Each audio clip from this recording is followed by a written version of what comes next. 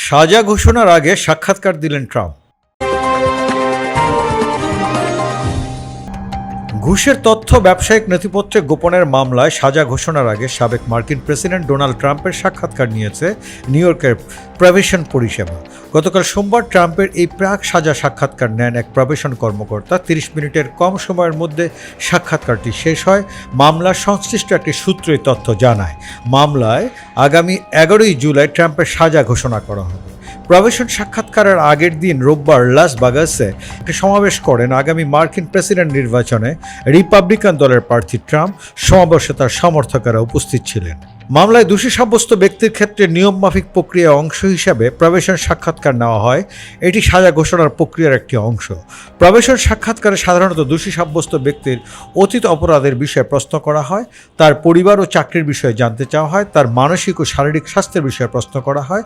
সাক্ষাৎকারের আলোকে একটি প্রাক সাজা প্রতিবেদন সংশ্লিষ্ট বিচারকের কাছে পাঠানো হয়। মার্কিন গণমাধ্যম জানিয়েছে, সাধারণত নিউ ইয়র্কের আদালতে ব্যক্তিগত উপস্থিতির মধ্য দিয়ে প্রবেশন সাক্ষাৎকার নেওয়া হয়, কিন্তু ট্রাম্পকে তা করতে হয়নি।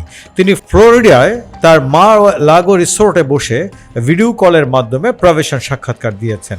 ট্রাম্পের যোগাযোগ পরিচালক স্টিভেন চেং বলেছেন, সাবেক মার্কিন প্রেসিডেন্ট ও তার আইনি দল এই মামলার রায় চ্যালেঞ্জ করতে প্রয়োজনীয় পদক্ষেপ নিচ্ছেন।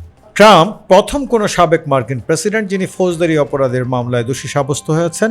দীর্ঘ 5 সপ্তাহের শুনানির পর গত 30 মে ট্রাম্পকে দোষী সাব্যস্ত করেন নিউ ইয়র্কের ম্যানহাটনের একটি আদালত। মামলায় আনা 34টি অভিযোগের সবকটিতে দোষী সাব্যস্ত হন ট্রাম্প।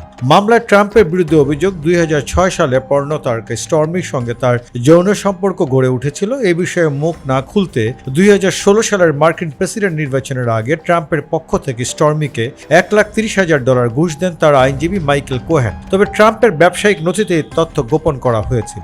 মিলওয়াকিতে রিপাবলিকান পার্টির জাতীয় সম্মেলনের কয়েকদিন আগে 11 জুলাই ট্রাম্পের সাজা ঘোষণা করা হবে। এই সম্মেলনে তাকে আনুষ্ঠানিকভাবে দলীয় প্রেসিডেন্ট প্রার্থী হিসেবে ঘোষণা দেওয়া হবে। ট্রাম্প যেসব অভিযোগে দোষী সাব্যস্ত হয়েছেন তাতে তার সর্বোচ্চ 4 বছর কারাদণ্ড হতে পারে। তবে বিশেষজ্ঞরা বলেছেন, সাবেক একজন প্রেসিডেন্ট হওয়ায় এবং বয়স বিবেচনায় ট্রাম্পকে কারাদণ্ড না দেওয়ার সম্ভাবনাই বেশি।